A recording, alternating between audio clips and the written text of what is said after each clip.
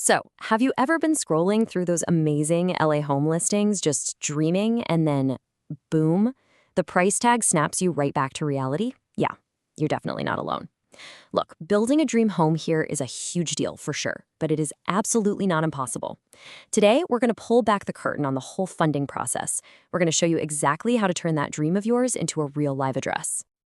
Right? It's one thing to have the vision, the blueprint, the Pinterest board full of ideas, but it is a whole other ballgame to actually have the cash to make it happen. So how in the world do you bridge that gap? Well, that's exactly what we're here to figure out together. Let's start laying the financial groundwork for your dream home. And to make this whole journey as smooth as we possibly can, we've broken it all down into 5 key stages. Seriously, by the end of this, you are going to have a crystal clear roadmap to funding your new home. So let's dive right in. First things first, let's talk strategy.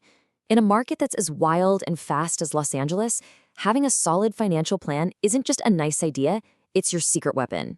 Honestly, it's what separates the people who are just dreaming from the people who are actually doing. Okay, now for the fun part. Let's explore the different flavors of funding that are out there. Each one has its own unique pros and cons, so the real trick is finding the one that is the absolute perfect fit for your specific project. First up, we've got the HELOC. Now, I want you to think of this as a financial Swiss Army knife. It's just so versatile. It lets you borrow only what you need, exactly when you need it. And the best part? You only pay interest on the amount you actually use. Pretty cool, right? And this slide really nails the key difference between a HELOC and a traditional construction loan. With a HELOC, you're getting incredible speed and flexibility.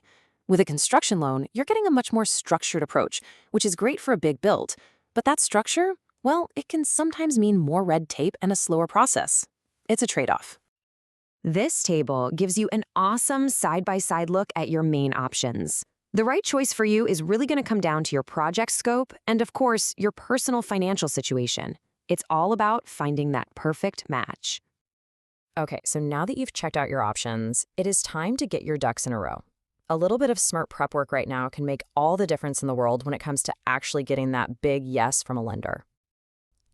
When it comes to getting a loan this big, lenders are all about one thing: minimizing their risk. So a strong credit score, a steady, documented income, and a solid down payment, those are the 3 pillars of a winning loan application. If you can nail these, you're going to be a much, much stronger candidate. And here it is, the magic number you're going to hear a lot: 20%. That is the typical down payment for a construction loan. And it's not just some random number. It's you showing the lender, hey, I'm just as invested in this project as you are. It's skin in the game. But this is where the HELOC really shines. It is a fantastic way to cover those early costs. I'm talking about things like architectural plans and permits without having to come up with that huge down payment right away. It can be an incredibly useful tool to bridge that gap between the planning phase and the main construction. Getting your loan approved is a massive step, but believe me, the journey is not over yet. Now we need to talk about how to handle the inevitable bumps in the road and keep your project on track and, really importantly, on budget. I want you to think of your lender as your co-pilot on this journey. You want someone you can trust, someone with deep experience in construction loans who's going to be there for you every step of the way. Don't be shy about shopping around and asking for recommendations from the pros. And of course, keep those lines of communication with your builder wide open. Okay, this is a big one. No matter how perfectly you plan, there will always be unexpected costs, always. Think of this contingency fund as your project's personal rainy day fund. You might not need it, but you will be so glad you have it if you do. And here's what that safety net looks like. As you can see, it's a completely separate fund from your main budget. A really good rule of thumb is to set aside about 10 to 15% of your total project cost for this. I'm telling you, it's the smartest money you'll budget for. Wow, we have covered a lot of ground today. So now let's take all of that and boil it down into a simple, actionable game plan that you can use to fund their dream home with total confidence. If you only take away one thing from all this, let it be this slide right here. A successful project really just comes down to these 4 key actions. Get these right, and you will be well on your way to turning that dream home into your actual reality. We've talked a lot about the nitty-gritty, the nuts and bolts of funding your dream home.